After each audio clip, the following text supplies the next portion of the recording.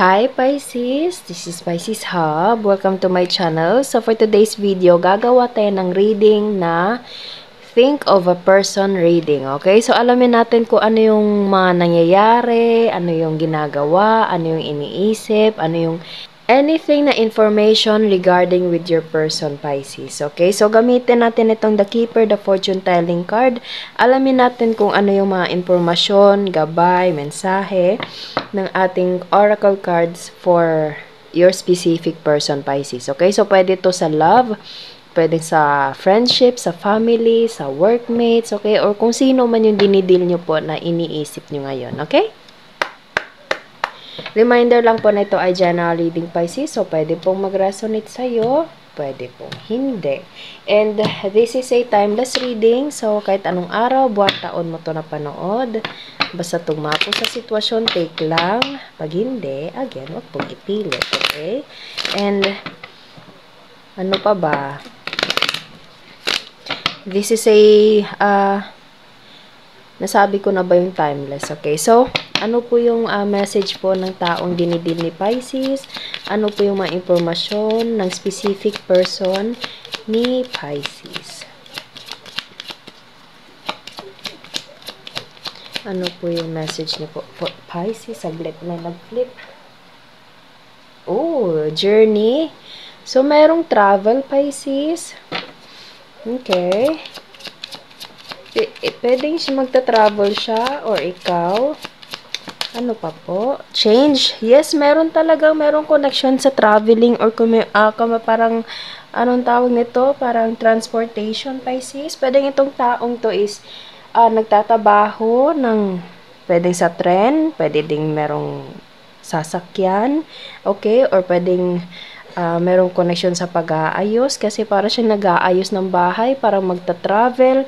Nakikita niyo yan, Pisces. So, para siyang naghahakot and pupunta siya dito. Ayan, no, yung mga gamit niya. So, pwede you're dealing a person na merong planong mag-travel.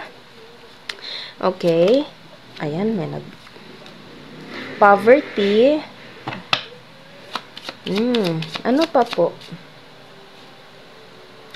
Marriage. Okay. So, it's something like, wow. So, meron itong connection sa pag-ibig, Pisces, and poverty. Pwedeng dahil sa poverty, Pisces, this person wants to talk to you, especially this message right here, okay? And, pwedeng pupunta siya sa lugar na medyo, alam mo yun, yung parang medyo mahirap yung lugar, Pisces, okay? And nakikita nyo maganda yung bahay niya, maganda yung parang apartment dito, magta-travel siya towards this parang poverty na community right here, and merong marriage, okay, and merong message also. So, so pwede magkaiba kayo ng lugar ng taong to, Pisces, and this person is magta-travel towards you. Okay? Or pwedeng dahil sa kahirapan, sa buhay, sa financial, pwedeng mag-asawa na kayo nito, okay? Parang meron siyang natanggap na mensahe na kailangan niya pumunta, kailangan niya mangibang bansa para matugunan kung ano man yung kakulangan po. Pwede pong ganun, okay? So, it's either siya yung pupunta sa'yo for you to get married to this person, to have a long-term partnership, connection to this person, okay? Or pwedeng kasal na kayo and meron siyang natatanggap or ikaw yung makakatanggap ng message or siya na parang merong travel, papunta or para maiayos itong poverty na ito. Okay, so, sige pa. Kuha siguro tayo ng the tarot card po. Okay, pasensya na sa boses ko, Pisces, kung napapansin yung medyo, medyo namamalat, okay? So, ano po yung message niyo po for Pisces sa dinidil niyang tao ngayon? Sa specific person ni Pisces? Ano pa po yung message niyo po? May message po ba kayo sa taong dinidil? The Hierophant, it's either you or you're dealing with someone or this person is asking some advices sa mga tao or sa tao na parang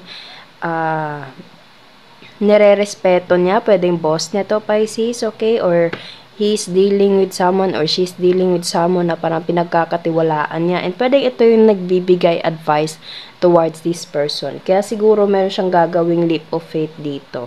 Okay? So, or pwedeng yun nga, parang meron siyang inutusan siya and isa siya dito sa magta-travel. And yun, eto, para na din sa kinabukasan nyo, magta-travel siya sa abroad, pwede pong ganun, or sa ibang lugar, para magkaroon ng kaayusan, mawala na itong poverty, and maiayos yung marriage, yung financial and emotional, and makakatanggap siya ng mensahe galing dito, okay? Or kung hindi naman, pwede po yung sinabi ko kanina, ikaw yung makakatanggap ng mensahe, this person asks some advice to other people na pinagkakatiwalaan niya, and yung ma-explain ko kanina dito, okay? So, ano pa po yung message po, information sa taong dinidil ni Pisces? Any information po? Meron nga ano, ayan o. Oh.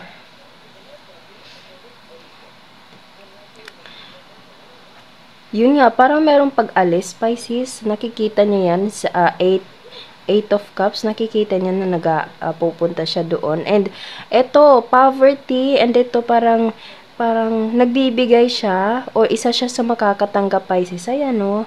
Ito yan sila and ito yan sila. So, it's either siya yung asawa mo, Pisces, yung boyfriend, girlfriend, live-in partner, fiancé, or kung sino man ito, or kaibigan, nanay, tatay, kung sino man ito, Pisces, na isa siya sa makakatanggap ng abundance or offer dito galing sa taong dinidil niya po. Okay, and kailangan niya pumunta doon. Okay, nakikita niyo yan. Kailangan niya mag-travel papunta doon para alam mo yon, para makapag-ipon. Okay, pwede pong ganon. Or again, pwedeng this person really have a travel or something like walking or traveling, okay, and para maibigay itong kung ano man itong ibibigay niya sa'yo. Okay, and totoo, genuine, kasi yung scale niya dito, Pisces, is pantay po. Okay, so kung ano man yung kakulangan, maiayos. Okay, so kung medyo dumadanas kayo sa anong tawag dito, parang nakalimutan ko yung parang shortcomings or something like parang rough road yung relationship, kung relationship man ito, Pisces, aayusin niya. Okay, pupuntahan ka niya, and ibibigay yung para sa'yo, para sa inyo po. Okay, pwede pong ganun. Okay, so ano pa po yung message po for Pisces sa taong dinidil niya? King of Wands, pwede you're dealing with someone na nakatira sa malayong lugar or something like parang more on nature, or pwedeng itong taong to is full of passion towards you, Pisces, or pwedeng you're dealing with a Taurus, pwedeng you're dealing with another water sign, Pisces, Cancer, Scorpio, or sign, Taurus, Virgo, Capricorn, and fire sign, Aries, Leo, Sagittarius. It's either this person comes from a place na nature, okay, or pwedeng full of passion na yung full of passion itong taong to towards you. Okay, and there's the Emperor. Ayan, siya yan.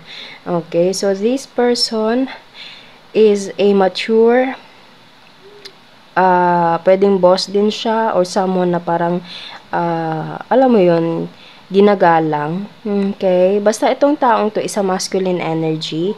Okay, and this person will take a responsibility kung ano man itong gagawin niya, Pisces.